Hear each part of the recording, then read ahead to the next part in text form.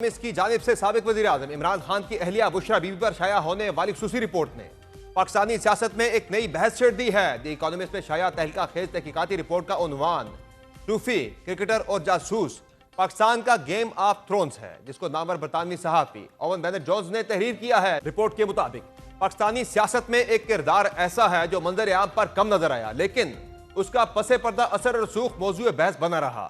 पाकिस्तान के हसास इदारे की बुशरा बीबी में दिलचस्पी की पहली अलामत उनकी इमरान खान के साथ खुफिया शादी के फौरन बाद सामने आई।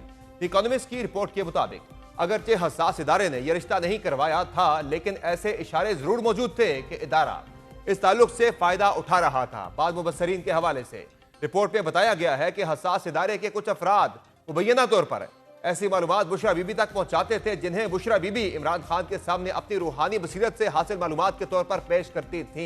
रिपोर्ट के मुताबिक साबिक इंटेलिजेंस सरबराह जनरल रिटायर्ड फैज हमीद ने बुशरा बीबी को निहायत बारीक मगर मौसर तरीके से इस्तेमाल किया। हसास इदारा अपने एक अफसर के जरिए आइंदा होने वाले वाकयात की मालूमात बुशरा बीबी के किसी पीर तक पहुंचाता, जो उसे आगे बुशरा बीबी तक मुंतकिल करता और ये इंफॉर्मेशन बुशरा बीबी इमरान खान के सामने अपनी रूहानी बसीरत से हासिल करता मालूमात के तौर पर पेश करती थी। जब वो पेशगोइयां दुरुस्त साबित होती तो इमरान खान का अपनी अहलिया की बसीरत पर यकीन मजीद पक्का हो जाता। रिपोर्ट के मुताबिक बुशरा बीबी के किरदार पर इख्तलाफ सिर्फ सियासी हलकों तक महदूद नहीं था। फौजी क़यादत के साथ इमरान खान के ताल्लुकात भी एक मरहले पर शदीद कशीदगी का शिकार हो गए थे। बाद सीनियर एहलकारों हता के जनरल बाजवा को भी शिकायत थी कि इमरान खान अपनी अहलिया की बात ज्यादा सुनते हैं। यही वजह थी कि 2019 में उस वक्त के ISI chief general Asim Munir की बरतरफी को भी बुशरा बीबी से जोड़ा जाता है। इकोनॉमिस्ट के मुताबिक बुशरा बीबी के साबिक शौहर खावर मानिका के एक रिश्तेदार ने जहांगीर तरीन को बताया कि वो काला जादू करती हैं। तहम PTI ने इन बातों को नाराज मुलाजमीन की फैलाई हुई बेबुनियाद कहानियां करार दिया। रिपोर्ट के मुताबिक कुछ अरसे बाद एक दावत में जहांगीर तरीन से मुलाकात के दौरान बुशरा बीबी ने खुद जहांगीर तरीन से कहा कि उन्होंने सफेद कपड़े इसलिए पहने हैं ताकि उन्हें काले जादू वाली औरत ना समझे।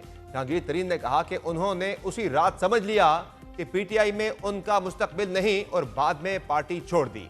जल्द ही PTI के अंदर भी ये तासुर फैल गया कि अगर किसी ने बुशरा बीबी पर तनकीद की तो वो पार्टी से निकाल दिया जाएगा। ओन चौधरी भी इसी वजह से जेर अताब आए। इमरान खान ने उन्हें हल्फ बर्दारी से चंद घंटे पहले पैगाम भेजा कि बुशरा बीबी ने ख्वाब में देखा है कि अगर वो तकरीब में मौजूद हो तो वो शरीक नहीं होगी। और अगले दिन ओन चौधरी को ओहदे से हटा दिया गया। घर के अमले और करीबी साथियों के मुताबिक इमरान खान सियासी और सरकारी फैसलों से पहले बुशरा बीबी से राय लेते थे और उनके कहने पर लोगों की तस्वीर भेजकर चेहरा शनासी करवाते थे। यहां तक कि एक बार फ्लाइट 4 घंटे तक रुकी क्योंकि बुशरा बीबी के मुताबिक उड़ान का वक्त मौजूद नहीं था। इकोनॉमिस्ट ने लिखा है कि साबिक वज़ीर-ए-आज़म की बुशरा बीबी से तीसरी शादी ने उनकी सिर्फ जाती जिंदगी नहीं बल्कि उनके अंदाज हुक्मरानी पर भी सवालात खड़े किए। सीनियर सहाफी ओवन बेनेट जोन्स ने अपनी रिपोर्ट में लिखा कि साबिक वज़ीर-ए-आज़म के करीबी हलकों के मुताबिक बुशरा बीबी अहम तकर्रियों और रोजमर्रा सरकारी फैसलों पर असरअंदाज होने की कोशिशें करती थीं, जिससे इमरान खान की फैसला साजी के अमल पर रूहानी मुशावरत का रंग गालिब होने की शिकायत पैदा हुई और नतीजे में इमरान खान अपने ऐलान करदा इस्लाहाती एजेंडे को नाफिज करने में नाकाम रहे। इकोनॉमिस्ट की खुसूसी रिपोर्ट की शरीक मुसन्निफा बुशरा तस्कीन ने दुनिया न्यूज से गुफ्तगू करते हुए कहा कि इस रिपोर्ट के बाद उन्हें धमकियों और शदीद तनकीद का सामना करना पड़ रहा है और उन्होंने इस रिपोर्ट में वही इंकशाफात किए हैं जिनके सबूत भी उनके पास मौजूद हैं।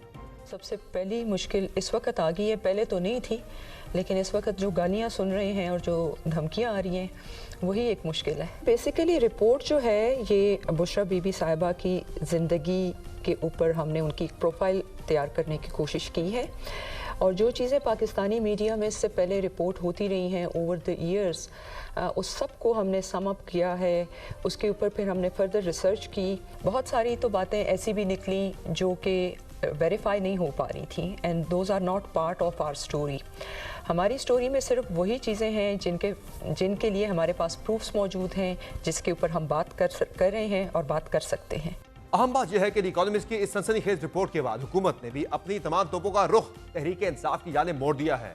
इस रिपोर्ट के बाद हुकूमती वुज़रा ने भी सख्त रद्द-ए-अमल देते हुए कहा है कि इमरान खान अपने फैसले माहिरीन के बजाय अपनी अहलिया से पूछ कर करते थे। मुल्की मुआशी और सियासी सिमत के हसास फैसले खातून की मुशावरत से चल रहे थे, जबकि इमरान खान की सियासत झूठ और मुनाफिकत के सिवा कुछ नहीं। इमरान अहमद न्याजी के जितने फैसले हैं वो एक रूहानियत का लिबादा ओढ़े उनकी अहलिया असरअंदाज होती थी सरकारी फैसलों के ऊपर।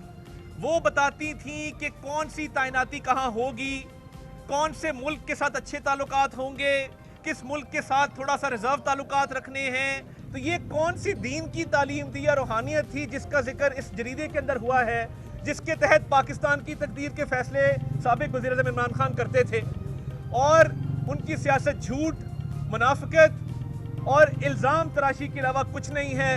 पाकिस्तान एक एटॉमिक पावर और उसका प्राइम मिनिस्टर जो कि मायूसियों के गड़े में गिरा हुआ था, जो मुल्क जो है एटमी कुव्वत रखता था, उसके हाथ में वो जादूगरनी आई और उसने आकर इस मुल्क के तमाम आईनी फैसले करने शुरू किए। कैबिनेट के करप्शन की इंतहा की और उस करप्शन की इंतहा को आज यहाँ पे एक्नॉलेज कर दिया गया इस आर्टिकल के अंदर। मानी पीटीआई के फॉलोअर्स आज इस आर्टिकल को बार बार पढ़ें। द इकोनॉमिस्ट में लिख दिया गया है, पूरी दुनिया को बता दिया गया है कि कितना खतरनाक वक्त गुजरा है पाकिस्तान के ऊपर, कि किसके हाथ में था इक़्तिदार, जो जादूगर हुकूमत के अंदर जादूगरनी के हाथ में था। दूसरी जानिब इस रिपोर्ट पर तहरीक इंसाफ की जानिब से भी शदीद रद्द अमल आया है। पार्टी के चेयरमैन बैरिस्टर गौहर ने एक बयान में इस आर्टिकल को शरअंगेज और झूठ पर मबनी करार दिया है। एक बयान में पीटीआई चेयरमैन का कहना था कि इस आर्टिकल के खिलाफ कानूनी चाराजोई का हक रखते हैं। इस आर्टिकल का मकसद बुशरा बीबी और बानी पीटीआई की किरदार कुशी है। बैरिस्टर गौहर का मजीद कहना था कि बुशरा बीबी बानी की अहलिया होने की वजह से जेल में है। इससे कबल भी उनके खिलाफ इद्दत जैसे घटिया इल्जाम लगाए गए जिससे वो बरी हुई। बैरिस्टर गौहर के मुताबिक इद्दत जैसे इल्जाम झूठ साबित हुए। ये भी एक मनगढ़ंत कहानी है और ऐसे हथकंडों से बुशरा बीबी को नहीं तोड़ा जा सकेगा। इसके अलावा हालिया दिनों मुल्क में होने वाली बड़ी आईनी तरमीम के आफ्टर शॉक का सिलसिला भी जारी है। अगर पहले सियासी रद्द अमल की बात हो तो पाकिस्तान तहरीक इंसाफ ने इस मुतालिक मुज़ाहमत का ऐलान तो किया है, ताहम इस ऐलान की अमली शक्ल या हिकमत अमली ताहाल मंजर आम पर नहीं आई। दावा किया जा रहा है कि पीटीआई एक तहरीक चलाएगी जिसकी तैयारी की जा रही है और पहले टोकन एहतजाज के तौर पर आइंदा जुमा को यौम स्याह मनाया जाएगा। पीटीआई के लिए एक और एहतजाजी तहरीक को लॉन्च करना इसलिए भी कठिन दिखाई दे रहा है क्योंकि गुज़िश्ता रोज ही पेशावर हाईकोर्ट ने वज़ीर आला खैबर पख्तूनख्वा सुहेल अफरीदी को किसी भी मुज़ाहमती या सियासी मुहिम जोई में रियासती हुकूमती मशीनरी को इस्तेमाल करने से रोक दिया है। इस सूरत हाल में तहरीक इंसाफ 27वीं आईनी तरमीम और दीगर मामलात पर विफाक को ललकारने में कैसे कामयाब होगी, ये देखना इंतहाई अहम होगा। दूसरी जानिब 27वीं आईनी तरमीम की मंजूरी के बाद कायम होने वाली आईनी अदालत की तश्कील का अमल मजीद तेज हो गया है।